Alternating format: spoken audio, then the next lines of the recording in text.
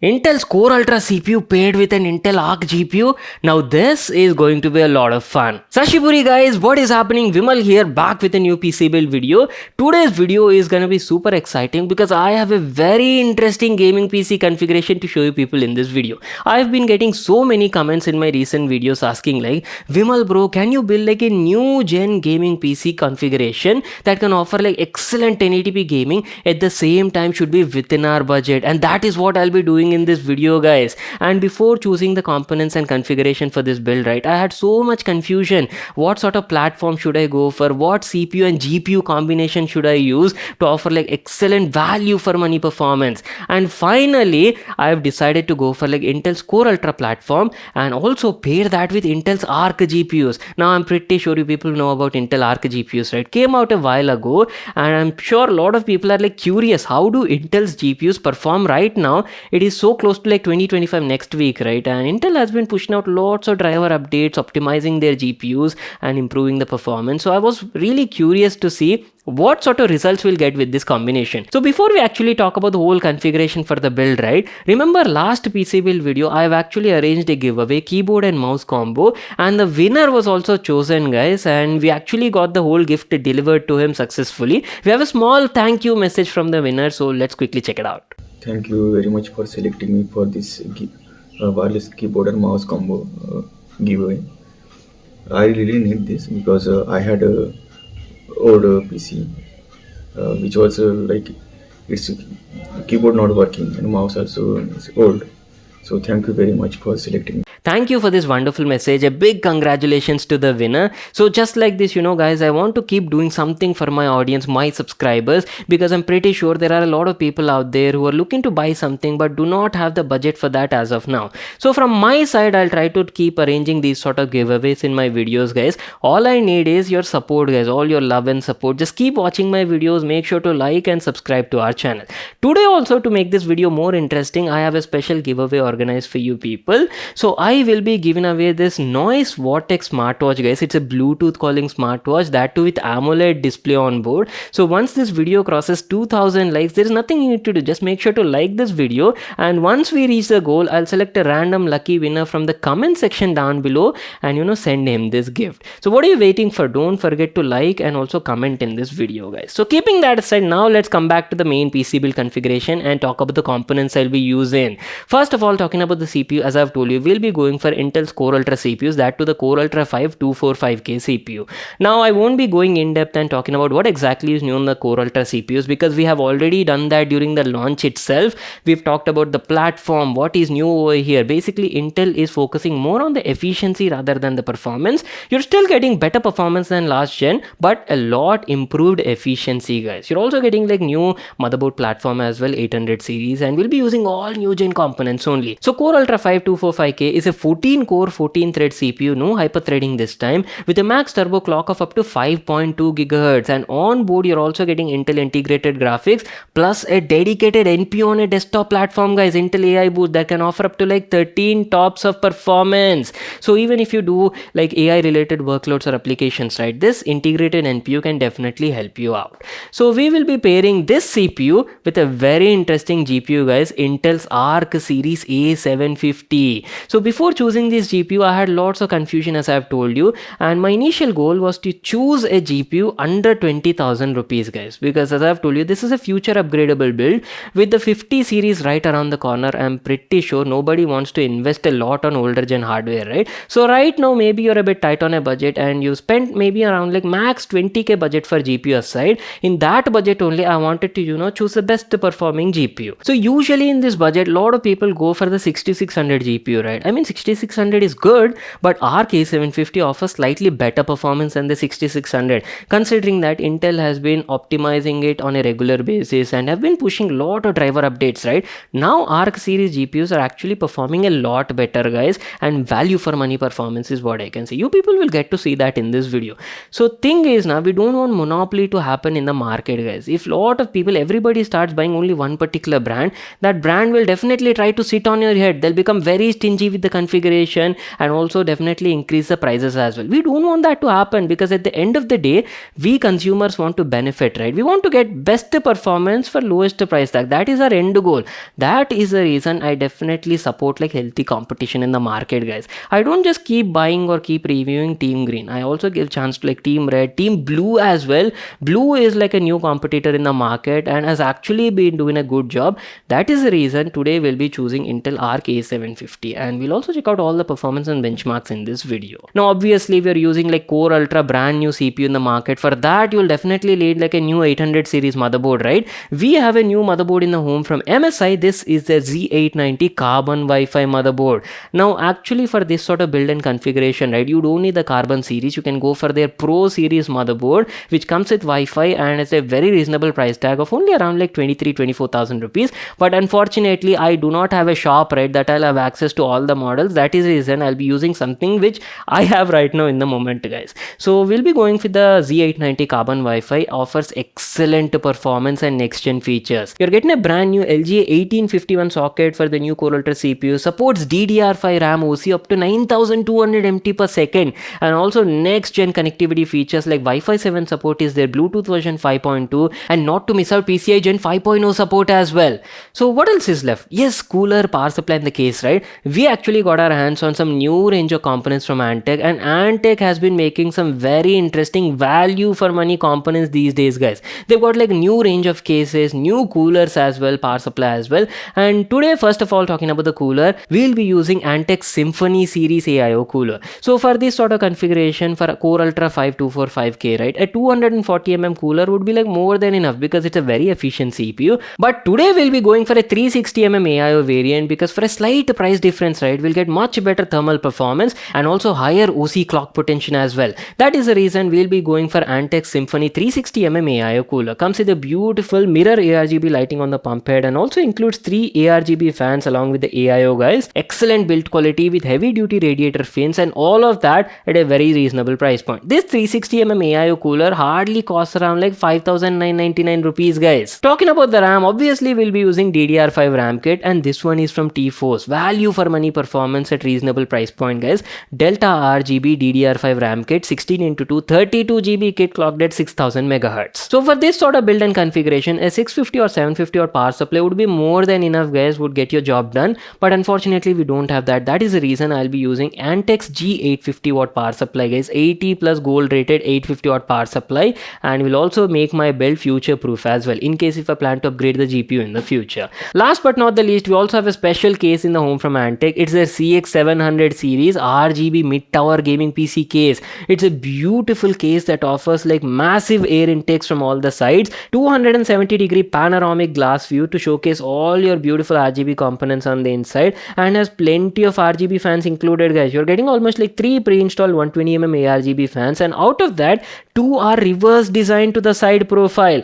This case supports a max of up to like 360mm AIOs at the top side. You can even mount a 240mm AIO to the side profile as well, and it's available in both black and white edition depending on a theme and concept. And today we'll be going for the black edition. So basically we will be building like an all Antec theme Intel Edition gaming PC 2025. So that's it about the whole configuration and component list, and without wasting any more time, let's get started with the build.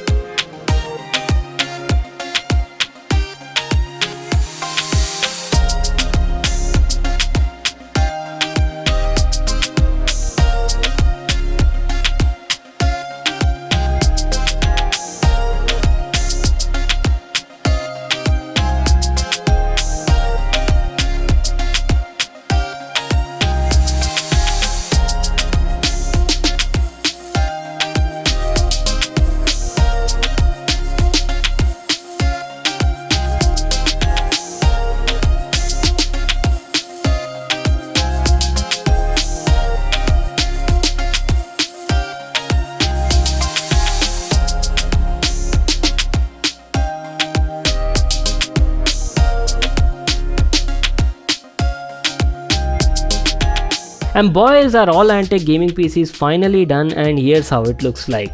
Pretty neat looking, right? I mean, look at the cable management as well. On point is what I can say. Very demure, very classy, and also minimal looking gaming PC. Let's quickly power it on and see how this bad boy looks like. Oh my god, holy freaking moly. Now that is what I'm talking about. Absolutely beautiful looking gaming PC, right? Now since today's concept was like all Antec themed, right? That is the reason I said the whole RGB lighting to like black and yellow and looks pretty funky, right? In fact, gives you that Decepticons kind of vibe. I mean, look at the RGB components on the inside. Main highlight would be Antec CX700 ARGB case, guys. You're getting beautiful 270-degree panoramic glass view that totally exposes the RGB components on the inside. And coming to the components, take a look at that Symphony 360 AIO RGB cooler, guys. RGB lighting is fully customizable. Again, as I've told you, today our theme was like all Antec. That is the reason I set it to this particular color scheme. Anyways, just sit back, relax, have a look at these beautiful cinematic RGB shots, and hope you enjoy the video. Alright, I know you people are very excited to check out the benchmarks and what kind of gaming performance you can expect from this configuration. So let's directly get into the benchmarks. I've run a couple of benchmarks over here like Geekbench and also Cinebench 2024. First of all, have a look at the scores. We're getting pretty decent scores, I would say, because we're pairing Intel's Core Ultra 5 along with an Intel Arc GPU, right? Obviously, there's nothing less you can expect over here. Value for money performance. Especially if you talk about the multi-core performance segment, right? Multi-core performance is really good, strong point, I would say. Keeping that aside, let's directly get into the benchmarks and check out the real world performance. Now with this sort of configuration, I'm pretty sure this PC should be easily able to handle 1080p AAA gaming, and we won't be testing any sort of casual games, guys. No, not GTA 5, because any configuration, even budget PC builds, can easily run GTA 5. Today we will be playing some graphic intensive AAA games, starting off with Cyberpunk 2077. As far as I remember, during the initial launch periods of these Intel Arc GPUs, right, drivers were not that optimized and gaming performance was not that good, especially in games like Cyberpunk. But now lately Intel has actually been doing a good job and has been steadily pushing out driver updates, optimizing all the games. So let's see how it goes. Right now we are playing Cyberpunk 2077 at 1080p resolution, high graphics preset, and mind you, we are not using any sort of ray tracing or even like upscaling technology, guys. Everything is like raw rasterization performance that we'll be checking out on this configuration. And with these sort of settings, we were actually getting around like 65 to 70 FPS on an average. Not bad, guys. I mean, this is 1080p high graphics preset, that to Cyberpunk 2077 we are talking about.